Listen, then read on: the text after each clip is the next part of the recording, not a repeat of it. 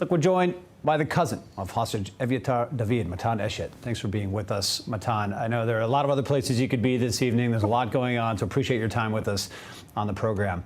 Look, we see this concerted effort, what appears to be one audience in particular from all these protests, the government. You're wanting to give a message to the government here.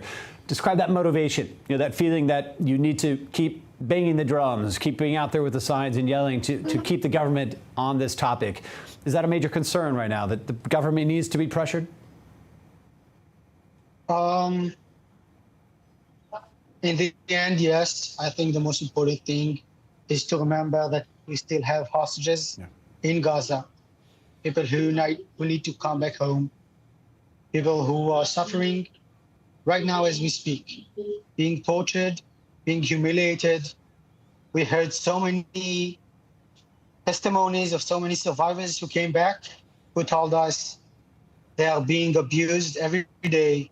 People who told us, Omer Venkret, who told us that his birthday gift was a crowbar to his face. People who are not eating, are not sleeping, who can't know if tomorrow will come for them. People who forgot what the sun looks like, what is the feeling of fresh air on their faces. People whose loved ones are still waiting for them. So yeah, I think in the end, the most important thing we need to remember is we need to bring the hostages back home. What, if you can describe the feelings, of you and your family, upon hearing yesterday really that there's this offensive flaring up again, that the military's, going after Hamas again in Gaza, how did you feel seeing that? The biggest thing isn't what we feel as families, because in the end, we are not the story. We are not what is important. I'm scared for what my cousin is going through, what so many people that are going through right now. What do they feel? What do they think about what's going on? Can they hear the attacks? Are they being treated differently? Does it mean that today there's no food? Does it mean that their captives are more violent towards them? What does it tell us about what's they're going through? What I'm going through matters none.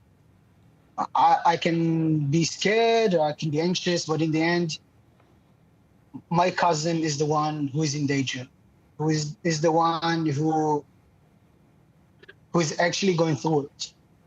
So I think he is the most important thing here.